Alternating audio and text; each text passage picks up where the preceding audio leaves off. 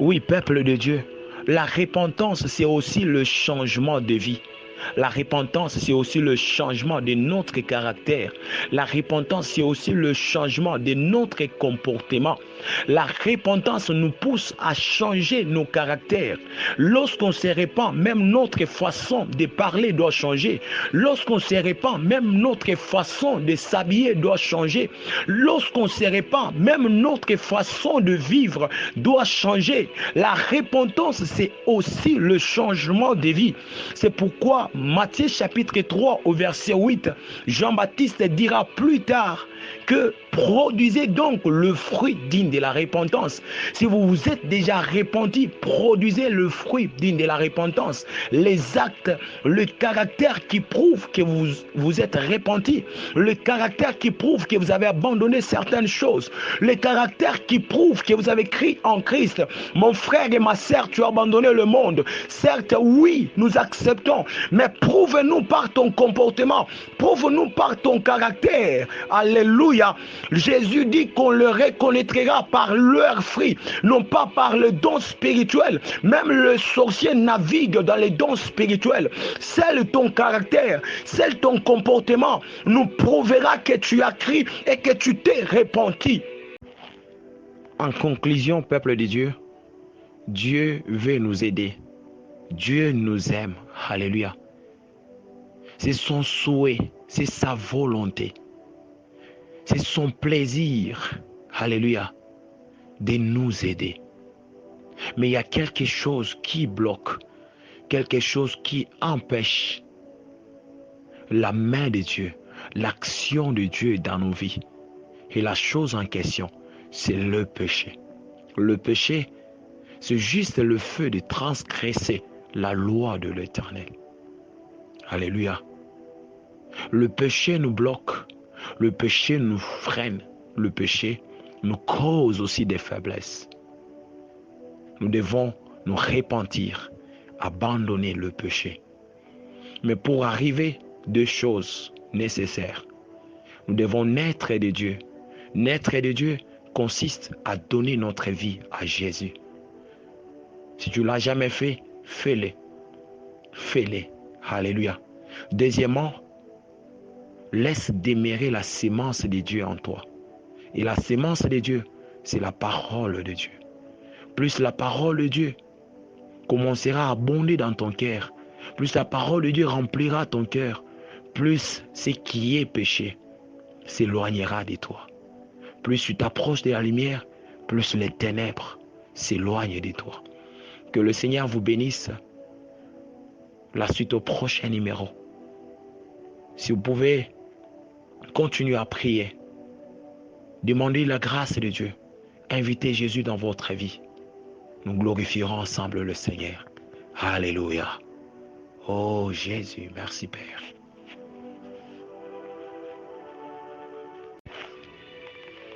Il n'y a point de destinée glorieuse en Christ sans la repentance. C'est pourquoi la Bible nous parle de Rachel, la femme de Jacob, qui était morte après avoir donné naissance à Benjamin. Et la Bible dit que Rachel était morte sur le chemin. Vous savez le pourquoi? Parce que Rachel cachait les statuettes, ou Rachel cachait le fétiche de son père Laban. Rachel ne voulait pas abandonner le fétiche de son père Laban. C'est pourquoi elle mourit avant d'arriver dans sa destinée. Mon frère et ma sœur, les choses que tu caches t'empêchent d'entrer dans ta destinée. Les choses que tu caches t'empêchent d'entrer dans ton mariage glorieux. Les choses que tu caches t'empêchent de posséder des choses que tu dois posséder en Christ. La femme de Lot est morte avant d'arriver dans sa destinée, après avoir été sauvée du Sodome et Gomorrhe. Et la Bible déclare qu'elle regarda en arrière. En d'autres termes, elle avait déjà abandonné Sodome et Gomorrhe. Mais dès pas après, la femme retourna derrière et elle fut transformée en statuette du sel, vous le savez. Donc en d'autres termes, Le manque de repentance nous bloque, le manque de repentance nous freine et nous empêche d'entrer dans notre destinée. Ma prière devant le Seigneur, oh, et que quiconque écoute ce message se réponde par l'aide du Saint-Esprit, par la puissance du Saint-Esprit, au nom glorieux de Jésus. Est-ce que je peux avancer? Et Proverbe chapitre 28, le verset 13, la Bible déclare que c'est lui qui cache ses transgressions. En d'autres termes, c'est lui qui cache ses péchés ne prospère point. Le péché nous freine, le péché nous bloque, le péché nous empêche de prospérer dans la vie. Certaines personnes ont toujours eu l'habitude de cacher certains péchés, certaines choses dans leur vie. Mais cette nuit, j'aimerais te dire que ce que tu caches te bloque. Ce que tu caches, cache ta destinée. Ce que tu caches, cache ton étoile, l'empêche de briller, l'empêche d'éclairer. J'aimerais dire à quelqu'un que le péché que tu caches te bloque. Le péché que tu caches t'empêche d'aller de l'avant. Alors la Bible ajoute que c'est lui qui les avoue. Donc quand tu avoues ton péché, tu dis ton péché devant l'Éternel. Tu te prosternes, tu pries que Dieu t'accorde la miséricorde. Et la Bible ajoute, c'est lui qui avoue et qui les délaisse. Voilà, la repentance. Les délaisse, abandonner, obtient miséricorde. La miséricorde vient lorsque on prend la décision d'abandonner le péché qu'on a eu déjà à confesser. C'est pourquoi, dès Corinthiens chapitre 5, le verset 17, la Bible déclare que si quelqu'un est en Christ, il est devenu une nouvelle créature. Pourquoi? Parce que les choses anciennes sont passées. Les choses anciennes sont passées. Alléluia. Il y a des choses qu'on doit abandonner. Il y a des choses qui doivent passer. Parce qu'on est déjà en Christ. L'impudicité doit passer. L'hypocrisie doit passer. Cette vie-là de cachette, mon frère et ma sœur, doit passer. J'arrive. C'est ça la repentance. Plusieurs personnes n'arrivent pas à se maintenir, ou nous n'arrivons pas à nous maintenir dans notre position. Nous n'arrivons pas à nous maintenir dans la repentance parce que nous nous limitons seulement à la repentance. Or, en réalité, il ne faut pas seulement se limiter à la repentance. Il ne faut pas seulement prendre la décision d'abandonner. Mais au contraire, il faut aller au-delà jusqu'à se convertir. Donc jusqu'à la conversion. Lorsqu'on se répand sans se convertir, on retombera toujours dans la même chose.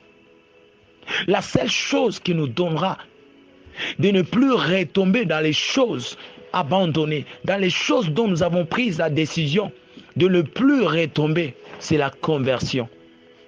C'est pourquoi Actes chapitre 3, le verset 19, la Bible déclare « Repentez-vous et convertissez-vous ». Repentez-vous et changez de position.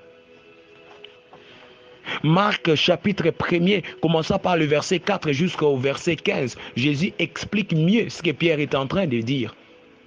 Jésus dit, repentez-vous et croyez à la bonne nouvelle. Donc, en d'autres termes, vous êtes repentis, oui, mais vous ne pouvez pas rester dans votre position. Si vous ne vous convertissez pas, si vous ne croyez pas à la bonne nouvelle.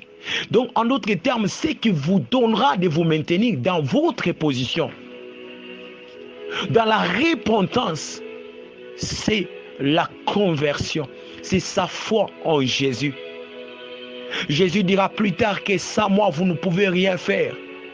Qu'importe la décision que vous pourrez prendre, même cette nuit, de vous convertir, d'abandonner certaines choses, vous n'y arriverez pas, vous retomberez toujours si vous ne croyez pas en Jésus. Seul Jésus peut te maintenir dans la position de la repentance.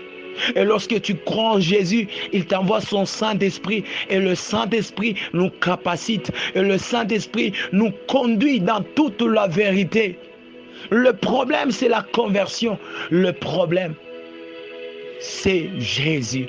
Est-ce que quelqu'un peut écrire? Le problème, c'est Jésus.